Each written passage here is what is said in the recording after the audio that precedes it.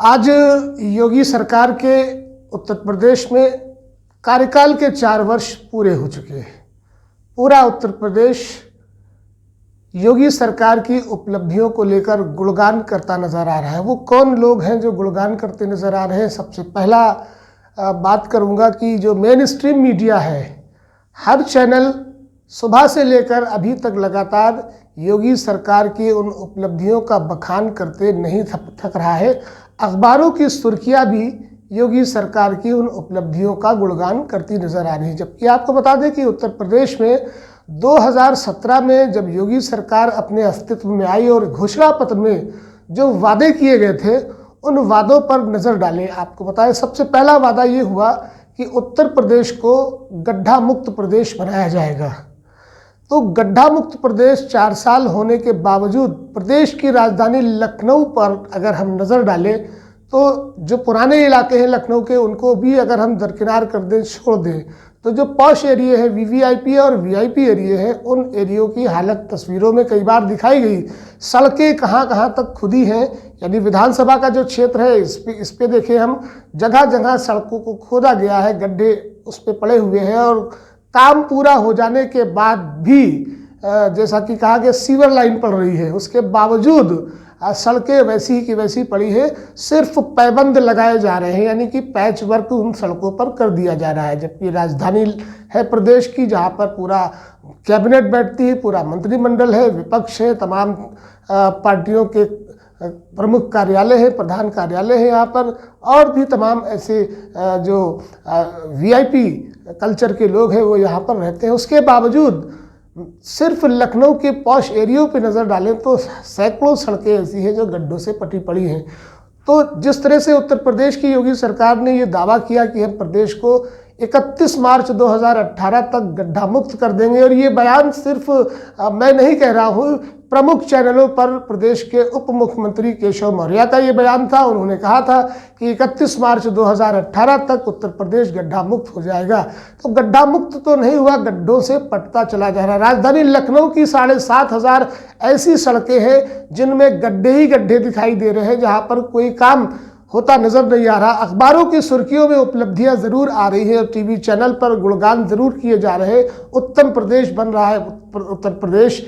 वही बात अगर हम नगर निगम या निकाय की करें तो अब नवनियुक्त नगर आयुक्त अजय द्विवेदी ने जब कार्यभार संभाला तो उन्होंने एक प्रेस कॉन्फ्रेंस के दौरान ये कहा था कि हम लखनऊ को इंदौर जैसा बनाएंगे। अटल बिहारी वाजपेयी जी की वो शब्द भी याद आ रहे हैं जब प्रधानमंत्री के होने के बाद में पहली बार लखनऊ उनका आगमन हुआ और बेगम हजरत महल पार्क में उन्होंने ये कहा था कि हम लखनऊ को गोवा बनाएंगे।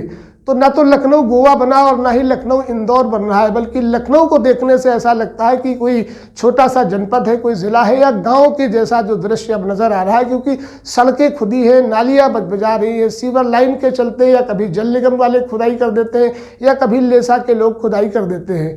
इसके बाद उसको अमली जामे में ना लाकर उस पर काम ना करा के, उसका रेनोवेशन ना करा के ऐसे ही छोड़ दिया जाना, समस्या किसे हो रही है? समस्या आमजन को हो रही है, कार्यालयों में जाने वाले लोगों को हो रही है, गाड़ियां पलट जाती हैं। इसके बावजूद प्रदेश की योगी सरकार के गुणगान आज सुबह से लेकर शाम तक चलते रहेंगे और चल रहे हैं, टीवी चैनलों पर चल रहे हैं। वही बात हम करेंगे कोविड-19 के बढ़ते हुए केसेस को लेकर।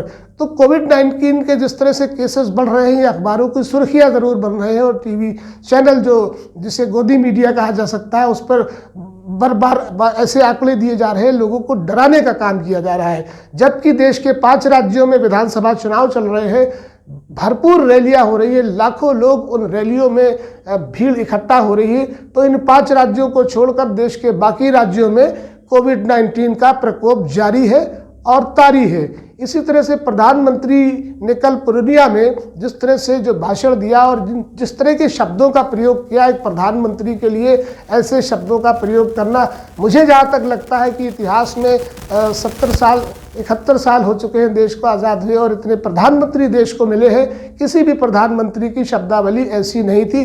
तोलाबाज कहना या इस तरह से तमाम ऐसे शब्दों का प्रयोग कल हुआ उस भाषण में प्रधानमंत्री की तरफ से।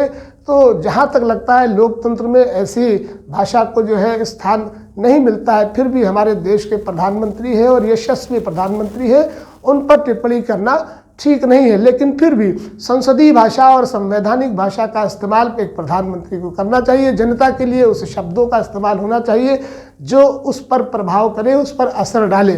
फिलहाल उत्तर प्रदेश के 5 राज्यों में चुनाव जारी है और चुनाव प्रचार भी जारी है, और उत्तर प्रदेश के बाकी बचे सभी 25 राज्यों में कोरोना का कहर भी जारी है।